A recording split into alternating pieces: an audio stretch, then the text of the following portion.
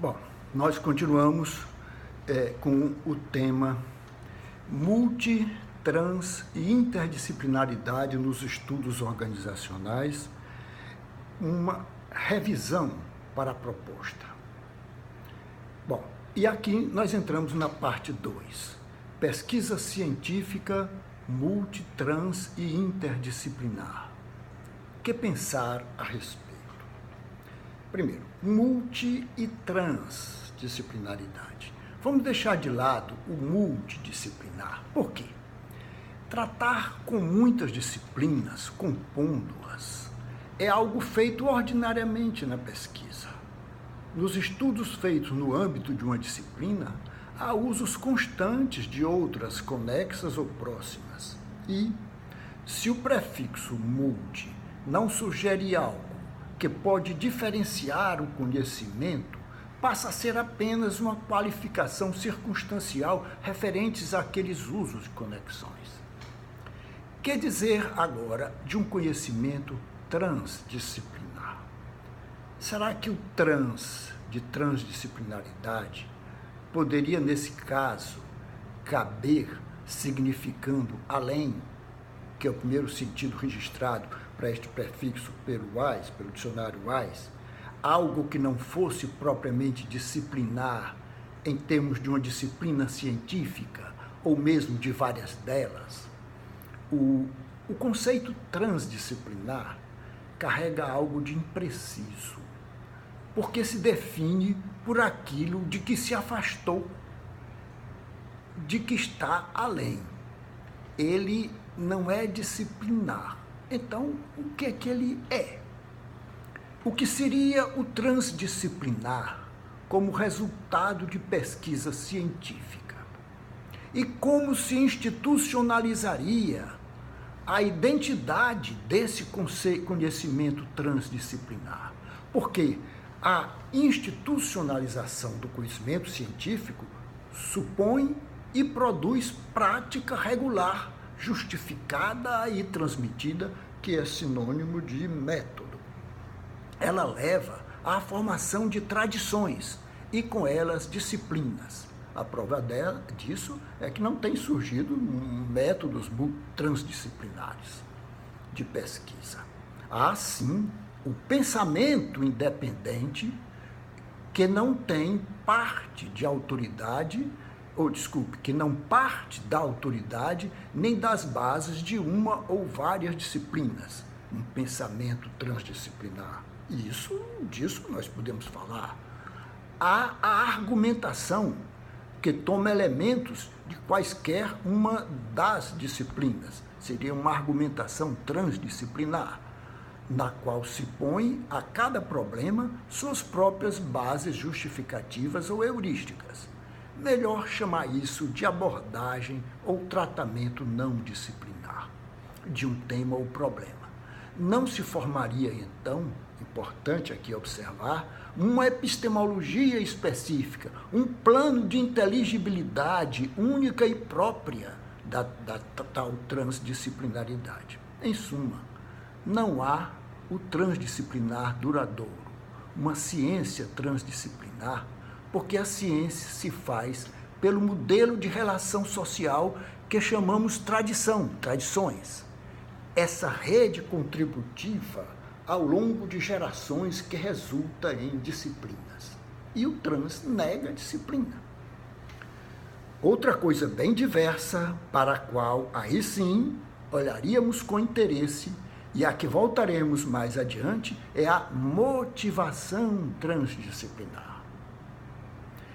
Então, estas restrições conceituais que se faria em relação à chamada transdisciplinaridade na pesquisa são necessárias como ponto de partida para que nós entremos, então, na questão mais tradicional, mais complexa, que é a da interdisciplinaridade. Deixando, então, de lado o multidisciplinar e o transdisciplinar, concentremos-nos agora na interdisciplinaridade na pesquisa. E a pergunta que faremos, já introduzida no final da sessão anterior, é: a prática interdisciplinar de pesquisa. Poderia fazer surgir uma epistemologia própria, uma forma de conhecimento próprio dos estudos organizacionais, raiz duradoura da identidade institucional daquele campo. Ainda no século XX, dois caminhos se fecharam para uma pretensa conceituação da natureza epistemológica da interdisciplinaridade, em decorrência de estudos de filosofia, história e sociologia da ciência. É necessário analisá-los para avançarmos à procura de um sentido mais consistente para falar, ou não mais falar, de interdisciplinaridade nos estudos organizacionais. Segundo, nós falamos que se fecharam dois caminhos.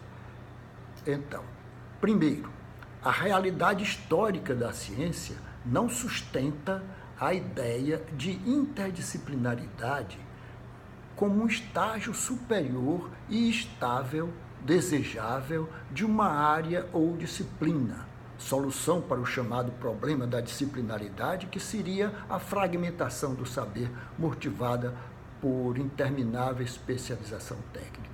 A realidade histórica da ciência não sustenta isso. Segundo, o que veio a acontecer à filosofia, que garantia a integração dos saberes sob sua hegemonia diante das ciências, foi um marco decisivo na crise das humanidades e ao seu ideal de unidade. No paradigma civilizatório que temos hoje, o conhecimento típico e maior não é a filosofia, é a ciência moderna. Vamos adentrar cada um desses dois pontos, no primeiro recorrendo à história da ciência, no segundo também à filosofia e à sociologia da ciência.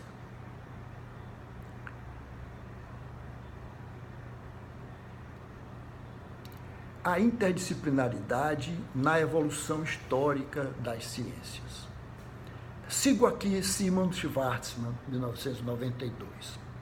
Historicamente, há pelo menos 3 séculos, a ciência se desenvolveu da seguinte forma. Entre uma disciplina e outra, ia se formando uma terceira e depois uma quarta a partir das anteriores. Eram interdisciplinas, que adiante se consolidavam formando novas disciplinas, com seu próprio corpus teórico e paradigma de normalidade metodológica. A física e a química, matrizes originais da ciência, há muito se fundiram e se desdobraram em dezenas de disciplinas, após um período de interdisciplinaridade. Veja então o movimento. A disciplinaridade produz interdisciplinaridade, que adiante produz de novo disciplinaridade. A paleontologia ou a antropologia social, a astrofísica, a neuroeducação, a psicopedagogia da infância e da adolescência, os exemplos são incontáveis. Já foram interdisciplinas e hoje são de ciências estabelecidas.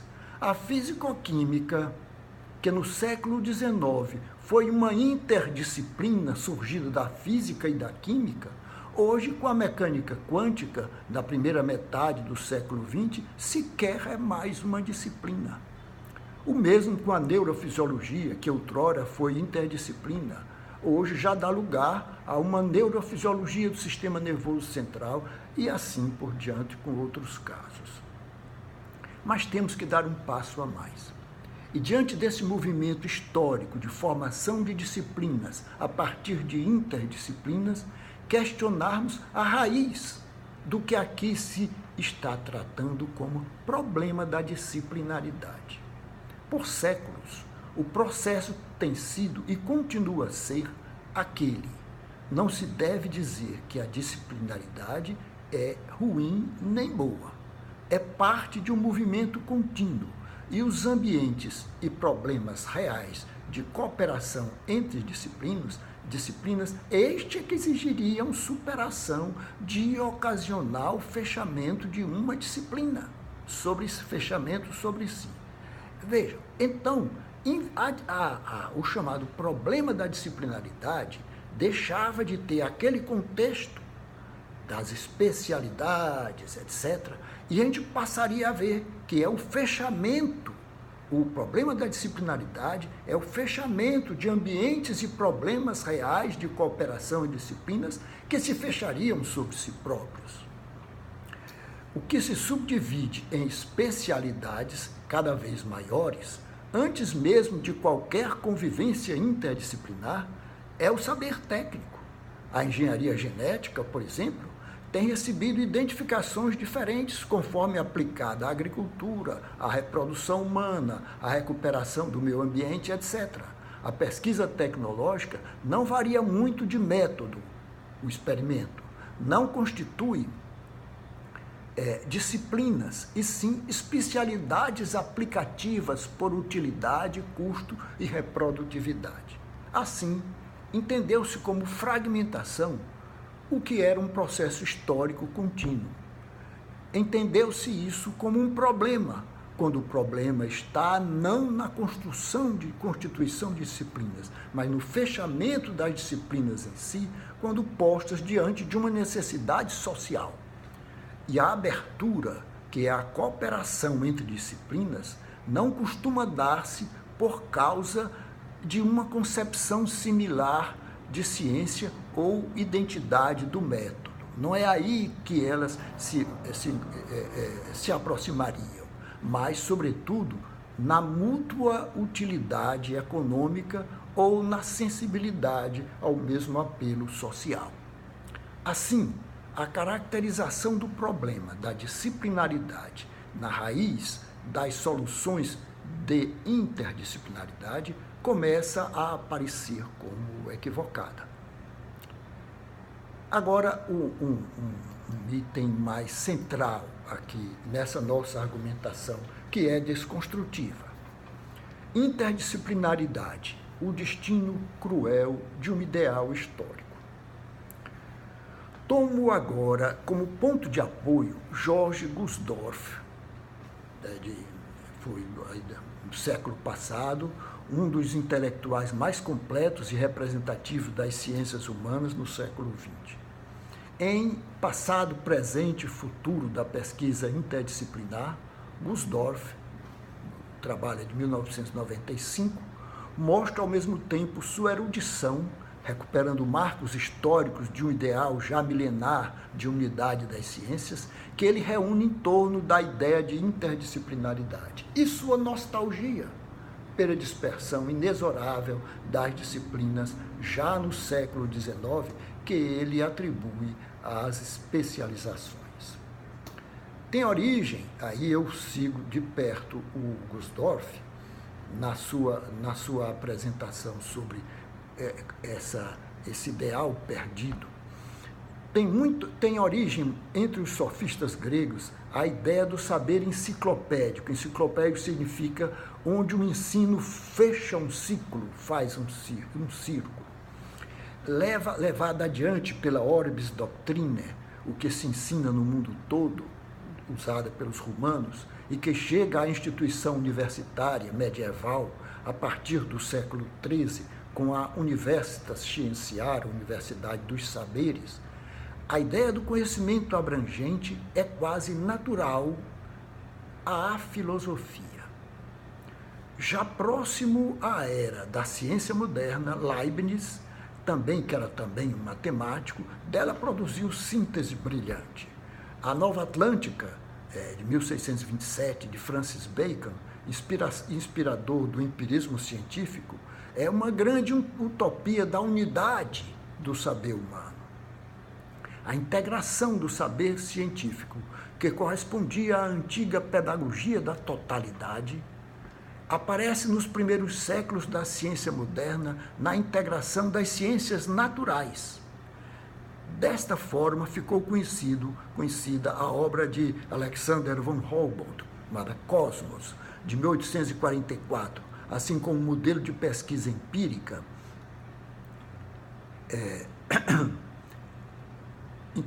de pesquisa empírica integrada da Universidade de Berlim, fundada em 1810 pelo irmão mais velho de Alexander, Wilhelm von Humboldt, de grande influência, modelo de universidade, de grande influência em todo o Ocidente. Era o ideal da unidade do saber e das ciências, fortemente impulsionado pelo iluminismo da modernidade. Ele inspirou o grande projeto da enciclopédia de Diderot e d'Alembert, no final do século XVIII, e foi abraçado pelos chamados ideólogos franceses, denominação a partir de elementos de ideologia de Condorcet, citado por Gusdorff, onde Condorcet ainda podia escrever, ainda ao final do século XVIII. Foi tal o progresso geral das ciências que não há, por assim dizer, nenhuma que possa ser abrangida por inteiro em seus princípios sem ser obrigada a receber a ajuda de todas as outras. Contudo, ao longo do século XIX, o ideal da unidade das ciências, pela sua integração, começa a ruir. Diz Gusdorff, o século XIX é marcado na história do saber pela expansão do trabalho científico. As tecnologias de pesquisa em todos os domínios se enriqueceram prodigiosamente, mas esta riqueza crescente, lamenta o Gusdorff, tem como contrapartida uma multiplicação das tarefas. É chegado o tempo dos especialistas. O território epistemológico, alargando-se, não para de se fragmentar. A túnica inconsútil da ciência unitária parece irremediavelmente rasgada. Aqui termina a citação de Gusdorff. Então vejam, o iluminismo do século XVII, que chegou a nós sob novas formas, inclusive com os enciclopedistas ideólogos do século XVIII, como acima posto, atribui ao trabalho da filosofia a sua posição acima das demais ciências, a esperança e a tarefa de reconstrução da unidade perdida. Até o século XX, a relativa unidade da cultura ocidental se mantinha porque as grandes controvérsias, inclusive a da ciência, procuravam apoio e fonte no pensamento filosófico. A filosofia, por definição, acima das disciplinaridades, acessível inclusive a qualquer cientista, era a instância de julgamento e de procura da razão e do consenso, mesmo que relativo. Mas ter-se-ia mantido, pergunto, a filosofia no século XX, como este espaço onde poderíamos construir uma teoria normativa da interdisciplinaridade? Creio que não mais.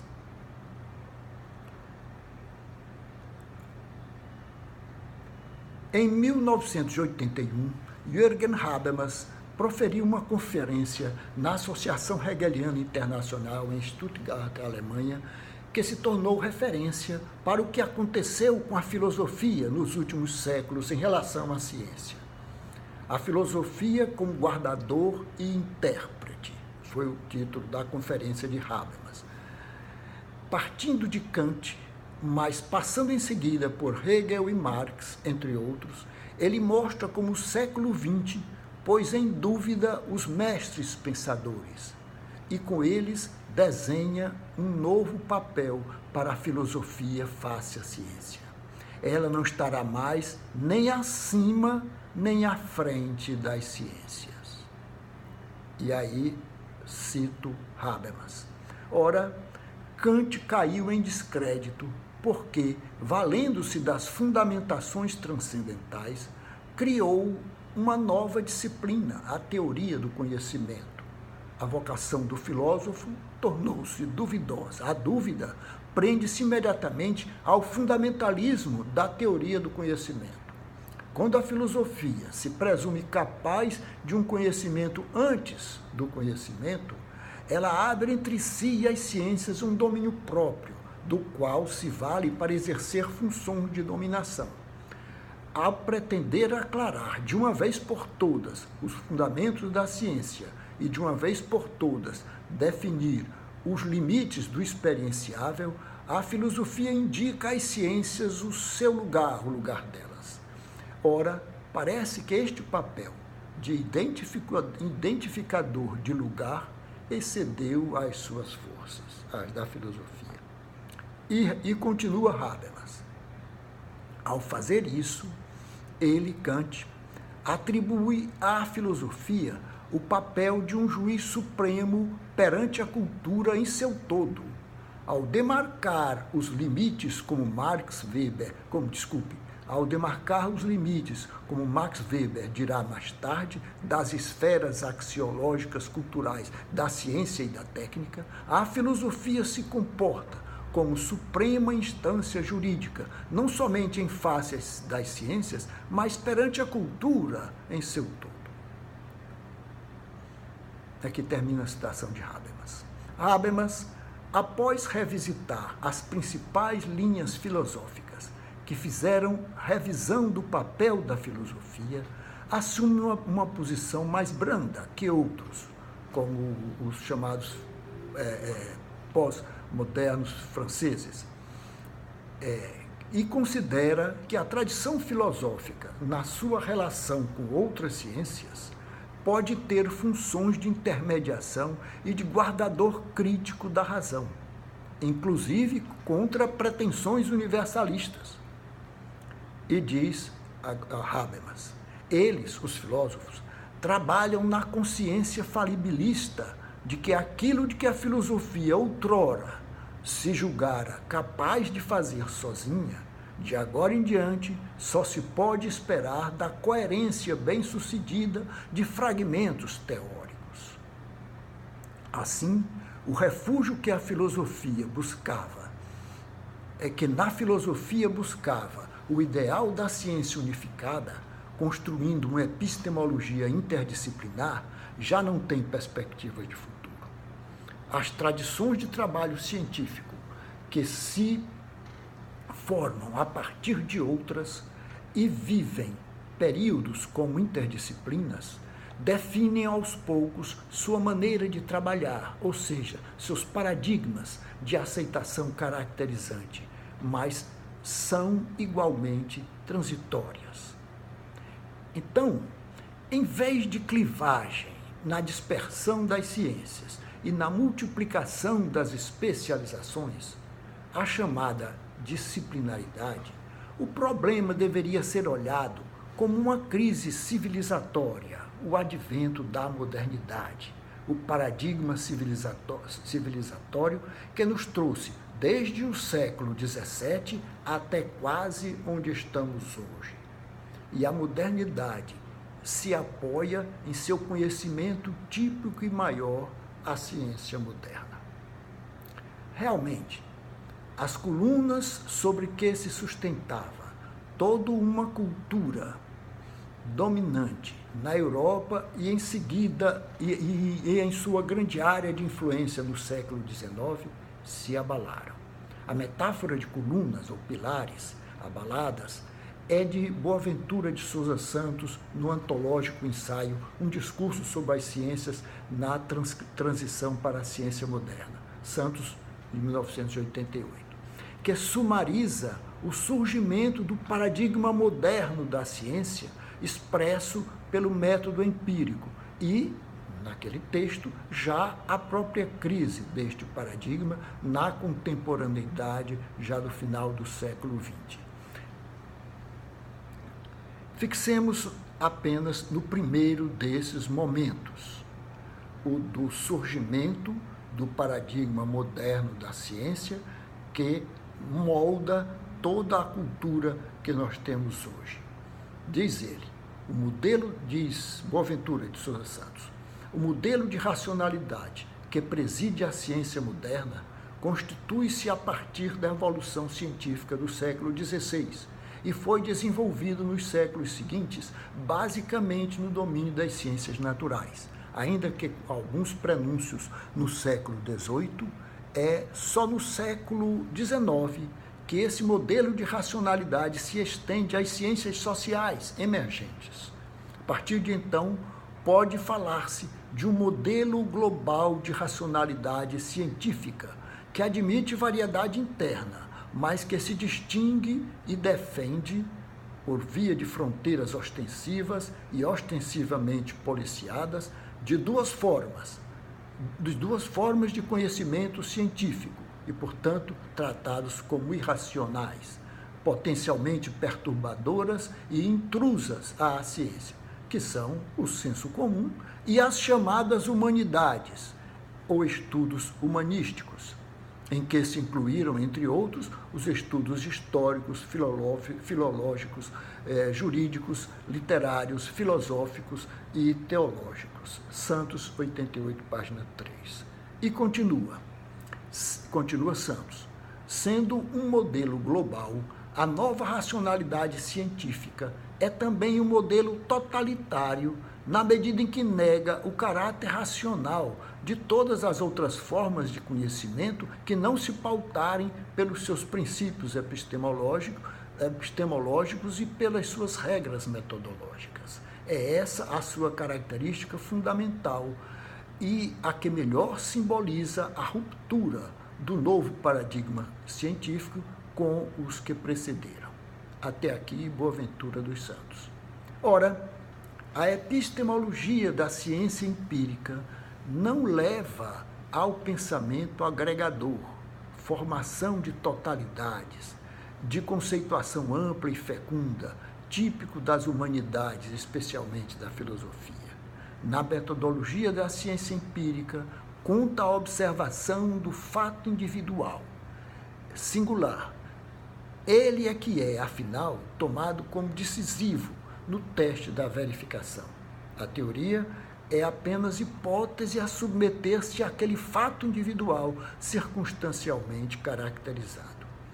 Chega a ser espantoso que toda a fase mais recente da tradição referida por Gusdorff, citada anteriormente, do século XIX e XX, nós no meio, não tenha se dado conta do alcance do paradigma epistemológico trazido pela ciência moderna, insistindo em recompor uma unidade disciplinar anterior de paradigma já passado. Caminhemos para uma conclusão desta segunda parte. As seções acima, em um trabalho desconstrutivo, nos ajudariam a perceber o equívoco da interdisciplinaridade, entendida como uma nova forma ou instância epistemológica. Não é, nem no plano de uma racionalidade assemelhada, nem, menos ainda, de seus hábitos de trabalho, metodologias de pesquisa, que pesquisadores se encontrariam. Eu vou repetir. Não é nem no plano de uma racionalidade assemelhada, que fosse uma epistemologia interdisciplinar, nem, muito menos ainda, no plano de seus hábitos de trabalho, as metodologias de pesquisa, que pesquisadores se encontrariam. É no plano da ação, da prática. Lembremos Habermas ao observar que vivemos historicamente uma inversão de hegemonias. A prática precede a teoria e é mais determinante para a racionalidade teórica do que o contrário, a racionalidade teórica para determinar a prática. Diz Habermas, a inversão da relação clássica entre teoria e prática é devida à radicalização de um pensamento de Marx.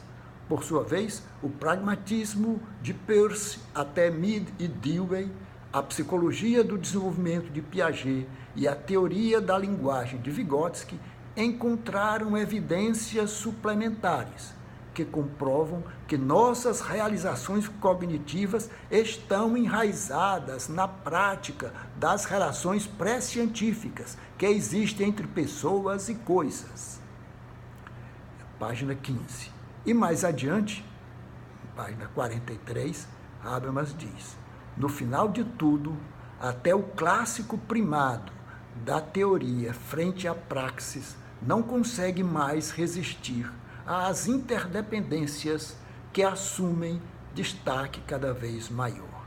A inserção das realizações teóricas em seus contextos práticos de formação e de aplicação desperta a consciência para a relevância dos contextos cotidianos do agir e da comunicação. Eu queria chamar muito a atenção para esse trecho de Habermas, né? Essa inversão da teoria pela prática é uma mudança radical que aconteceu no século XX, e aí eu considero isso de tal forma uma coisa importante para a gente repensar uma área como a nossa, que é uma área voltada para atividades práticas, para ações. O que nós temos aqui em Habermas, olha, esse me parece o melhor livro de Habermas para uma visão mais completa. Claro que existe a teoria do agir comunicativo em 2 volumes, quem quer ver fundamentos históricos da teoria da comunicação, mas o pensamento pós-metafísico de Habermas. Então, se alguém quiser ter uma visão completa de um autor extremamente erudito, ele se define como sociólogo e como filósofo. Lendo aqui esses primeiros capítulos, da página 11 à página 50, você tem uma revisão magnífica do que aconteceu conosco nos últimos 4 séculos. E este ponto a que ele chega, nesses trechos que eu citei, podem ser uma fonte de reflexão muito importante para nós revermos os nossos intelectualismos, os nossos racionalismos, entendeu? E nos fixarmos melhor em como surge a nossa convicção, o nosso pensamento, né? Em que eles estão enraizados. Então, no segundo capítulo dele, que vai da página 65 a 100 e pouco, ele entra na pragmática da linguagem. Então, sem isso você não entende o que está acontecendo no mundo do pensamento social e no mundo da filosofia, que agora está se fundindo com a linguística, ainda que com focos diferentes, mas uma convergência muito forte. Bom, isso eu falo porque pode interessar alguém, essa fonte maravilhosa aqui, que é o pensamento de Habermas. Esse livro é traduzido de 1990, foi escrito 3 anos antes disso, e já pega um Habermas bem maduro, né? Já quase 20 anos depois que lançou a teoria da ação comunicativa. Bom, fechado parênteses. Assim, passo a mudar a ideia de interdisciplinaridade. Interdisciplinaridade significará, antes de tudo, o diálogo e a cooperação entre disciplinas científicas, deixando tudo mais, inclusive no plano das formas e métodos de conhecimento, como eventual e secundário. Interdisciplinaridade estudos organizacionais, significará a forma como podem conviver e trabalhar as disciplinas que naquele campo transitassem. A dificuldade também já seria outra, de outra natureza. Em vez de nós termos dificuldade de elaborar, ter uma teoria que juntasse disciplinas ou que mediasse epistemologicamente uma disciplina e outra, nossa dificuldade vem agora das pessoas, do diálogo, a dificuldade do diálogo e da cooperação entre as pessoas. Aí é que está a questão da interdisciplinaridade. Superado nesse trabalho desconstrutivo, não é? A outra perspectiva agora, interdisciplinaridade é isso, está no plano da ação. é o diálogo e a cooperação entre disciplinas científicas. Bom, temos que abandonar a ideia corrente de interdisciplinaridade e substituí-la pela do diálogo e cooperação disciplinares. A partir desse ponto é que se constrói a parte 3 dessa nossa conversona aqui, que vai ser no próximo bloco.